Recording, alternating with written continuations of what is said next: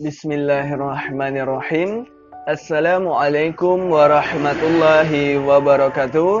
Alhamdulillahirabbil alamin. Wassalatu wassalamu ala asyrafil anbiya'i wal mursalin sayyidina wa maulana Muhammadin wa ala alihi wa sahbihi ajma'in. Baiklah, pada kesempatan yang baik pada kali ini saya akan menjelaskan salah satu kitab Allah, yaitu Al-Quran yang diturunkan kepada Nabi Muhammad SAW.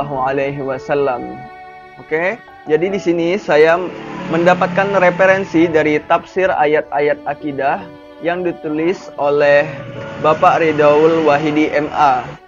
Langsung saja, Al-Quran diwahyukan kepada Nabi Muhammad SAW pada abad ke-6 Masehi di dua kota, yaitu kota Mekah dan kota Madinah. Di dalam Al-Quran membahas tentang akidah, hukum syariat, dan muamalat. Sebagian isinya menghapus sebagian syariat yang tertera di dalam kitab-kitab terdahulu dan melengkapinya dengan hukum syariat yang sesuai dengan perkembangan zaman. Al-Quran merupakan kitab suci abadi sepanjang masa, berlaku bagi seluruh umat manusia sampai akhir zaman, pedoman dan petunjuk bagi manusia dalam menjalankan kehidupan di dunia agar tercapai kebahagiaan di akhirat. Oleh karena itu, sebagai seorang muslim kita tidak perlu meragukannya. Firman Allah, Bismillahirrahmanirrahim, Dzalikal kitabu la raiba fihi hudal lil muttaqin. Artinya, kitab Al-Quran ini tidak ada keraguan padanya, petunjuk bagi mereka yang bertakwa. Jadi Al-Quran ini tidak ada keraguannya dan betul-betul sempurna, dan petunjuk bagi mereka yang beriman, bertakwa, beriman gitu. Menurut bahasa, Al-Quran artinya bacaan atau yang dibaca. Menurut istilah Al-Quran, wahyu yang diturunkan kepada Nabi Muhammad SAW melalui malaikat Jibril. Kitab suci Al-Quran memiliki nama yang sangat banyak, seperti Alkitab, Quran Surah Al-Baqarah ayat 2, Al-Furqan, Quran Surah Al-Furqan ayat 25, Al-Zikru, Quran Surah Al-Hijr ayat 9, Al-Mawizah, Quran Surah Yunus ayat 57, Al-Huda, Quran Surah Al-Jin ayat 13, Al-Shifa, Quran Surah Yunus ayat 57, dan lain-lainnya. Al-Quran berbeda dengan kitab-kitab yang diturunkan Allah sebelumnya, di mana Al-Quran memberikan jaminan tentang kesucian dan kemurnian Al-Quran selama-lamanya. Sebagaimana firman Allah yang bunyinya, Bismillahirrahmanirrahim, Inna nahnu nuzzalna zikra wa inna lahu lahafizun, yang artinya sesungguhnya kamilah yang menurunkan Al-Quran dan sesungguhnya kami benar-benar memeliharanya.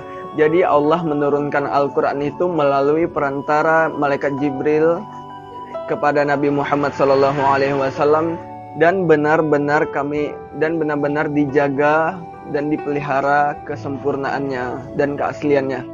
Kemudian adanya usaha-usaha yang manusiawi dilakukan sejak zaman Rasulullah SAW sampai sekarang, sehingga tetap terjaga keaslian dan kemurnian Al-Quran melalui lisan-lisan para penghafal Al-Quran. Dalam hubungannya dengan kitab-kitab suci yang diturunkan Allah sebelumnya, maka Al-Quran berfungsi sebagai berikut. Yang pertama nasik yaitu penghapusan baik pada lapas atau hukum terhadap kitab-kitab sebelumnya.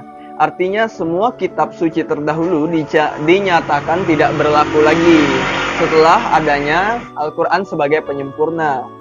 Dan dua, muhaimin. Adapun yang dimaksud di sini adalah batu ujian terhadap kebenaran kitab-kitab yang sebelumnya.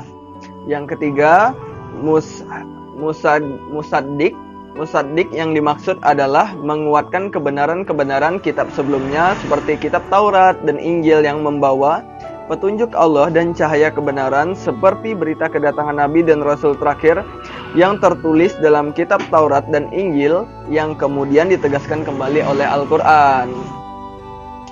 Adapun faedah dan fungsi Allah menurunkan kitab-kitabnya bagi manusia adalah, yang pertama itu, 1. Memperkuatkan iman kepada Yang Maha Pencipta.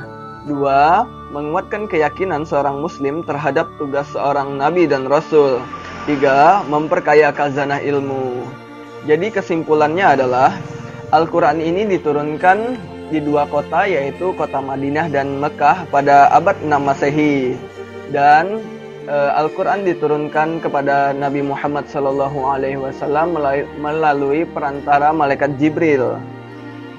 Al-Quran memiliki banyak nama seperti Al-Kitab, Al-Furqan, Al-Zikru, Al-Mau'izah, Al-Huda, Al-Shifa, dan lain-lain. Dan di sini juga dalam hubungannya dengan kitab-kitab suci yang diturunkan Allah sebelumnya, maka fungsi Al-Quran sebagai berikut tadi. Yang pertama ada nasik, yang kedua ada muhaimin, yang ketiga ada musaddiq.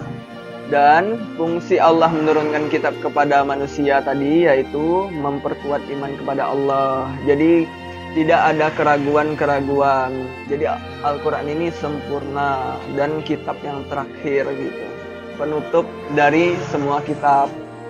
2. Menguatkan keyakinan seorang muslim terhadap tugas seorang nabi dan rasul.